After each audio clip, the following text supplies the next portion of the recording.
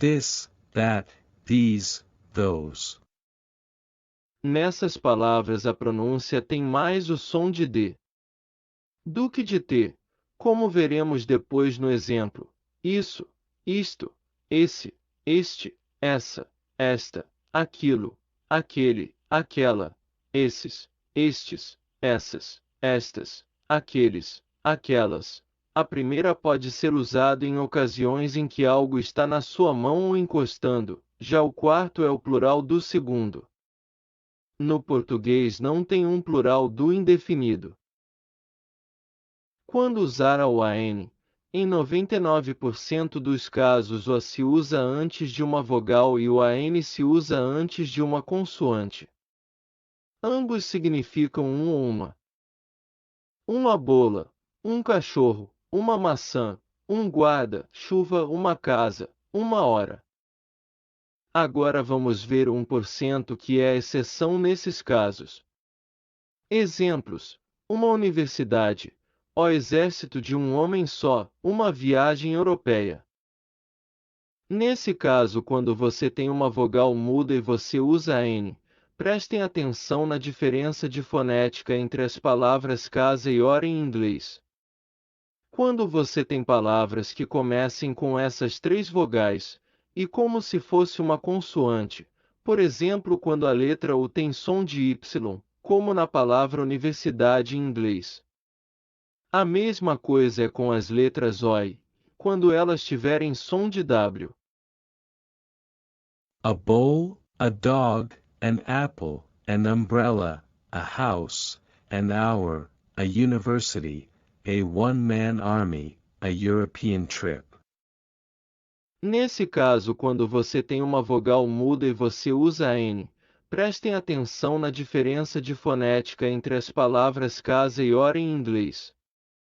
Quando você tem palavras que comecem com essas três vogais, e como se fosse uma consoante, por exemplo quando a letra U tem som de Y, como na palavra universidade em inglês.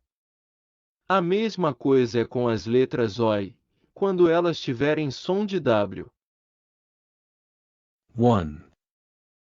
Só se usa quando se tratar de algo numérico, por isso não se substitui por A. Exemplos: eu tomo uma taça de vinho à noite.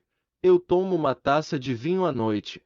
Agora, quando você troca um artigo indefinido por numérico, na segunda só é enfatizado que a pessoa toma uma taça de vinho.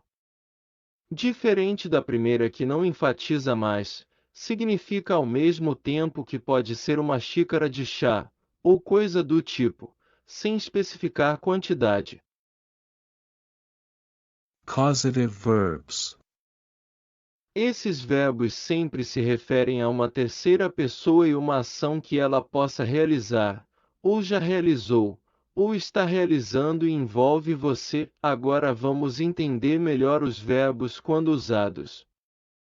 Meu pai me deixa dirigir o seu carro. Quando temos o verbo to let, ele significa permissão. A mãe dele fez ele limpar seu quarto. Nesse caso o verbo significa obrigação. Eu tive uma tatuagem feita ontem. Nesse caso, quando você usa esse verbo, significa que você está dando a responsabilidade para outra pessoa. Exemplo: quando você vai em um salão para alguém fazer o seu cabelo, ela fez o seu marido a buscar as crianças ou ela convenceu seu marido a ir buscar as crianças. Quando você usa esse verbo, significa que você convenceu uma pessoa a fazer algo para você, ou seja, no seu lugar, algo que você deveria ou poderia ter feito. My father lets me drive his car. His mother made him clean his room. I had a tattoo done yesterday. She got her husband to pick up the kids. Vamos entender melhor os seguintes verbos. A minha casa, que tem uma piscina, está à venda. Na primeira frase eu uso o primeiro verbo, para acrescentar uma informação na frase. Ou seja, eu informo que na casa que está à venda, tem uma piscina. A minha casa que tem uma piscina está à venda. Já na segunda frase especifica que tem mais de uma casa. E aqui foi posta à venda tem piscina. Vamos entender melhor os seguintes verbos.